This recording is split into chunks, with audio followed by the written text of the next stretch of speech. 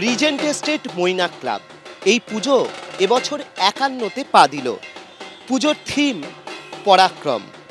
শিল্পী সৌরভ কালী তিনি এই পরাক্রম থিমের মাধ্যমে ক্ষুদিরাম বসুর যে জীবনী, তার প্রতি যে শ্রদ্ধা, সেইটাকেই কিন্তু তাদের মণ্ডপ জুড়ে ফুটিয়ে তুলতে চেয়েছেন।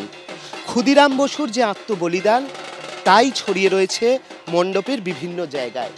এখানে যেরকম অনুশীলন সমিতির যে লোগো সেইটাকে তুলে ধরা হয়েছে, কিংসফোর্ডের যে গাড়ি সেই গাড়িরও কিন্তু চিত্র এখানে রয়েছে।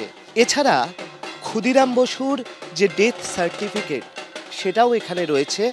তার পাশাপাশি আমরা দেখতে পাচ্ছি যে ক্ষুদিরাম বসু যাদের কাছে মানুষ হয়েছিলেন সেই অপরূপা দেবী এবং তার জামাইবাবুর যে ছবি সেটাও এখানে রয়েছেন।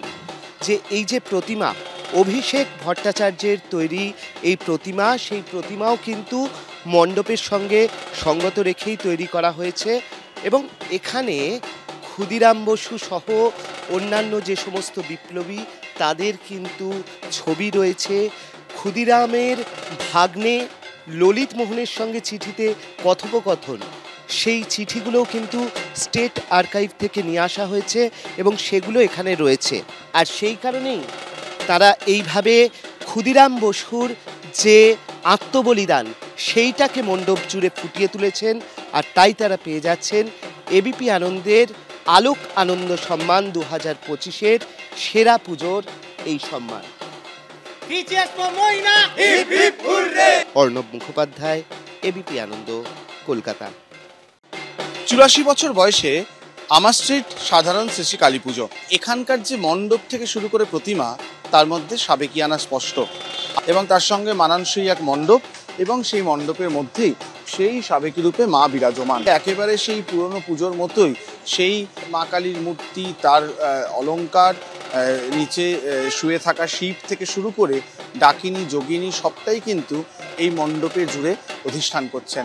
আর যেভাবে এই মণ্ডপের ভাবনা, যে মণ্ডপের সাবেকিয়ানা যেভাবে ফুটে উঠেছে, তার জন্যই কিন্তু তার সঙ্গে সেই পুরনো ঝাড়বাতি সবটা মিলিয়েই এই পুজো যেন সেই ৮৪ বছর আগের সময়ে বারবার ফিরে যায়।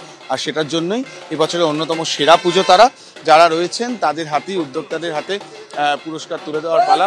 আমার শ্রী সাধারণ দুর্গাপুজো কমিটি এবছরের অন্যতম সেরা পুজো।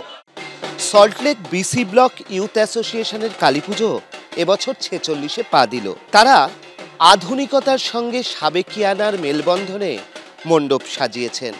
মণ্ডপের ভিতরে আমরা দেখতে পাচ্ছি যে প্লাই দিয়ে, ফোম দিয়ে তারা বিভিন্ন ধরনের কারুকাজ করেছেন। সেই সঙ্গে ঝাড় লণ্ঠন সেটাও রয়েছে সাবেকিয়ানার একটা প্রতীক হিসেবে। এই রকম মণ্ডপ সজ্জার পাশাপাশি তাদের প্রতিমাও কিন্তু অসাধারণ।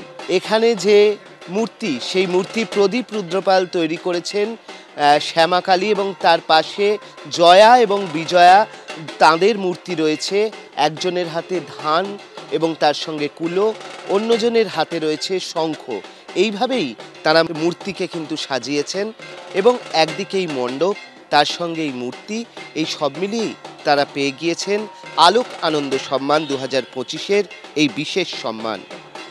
অর্ণব মুখোপাধ্যায়, এবিপি আনন্দ, সল্টলেক।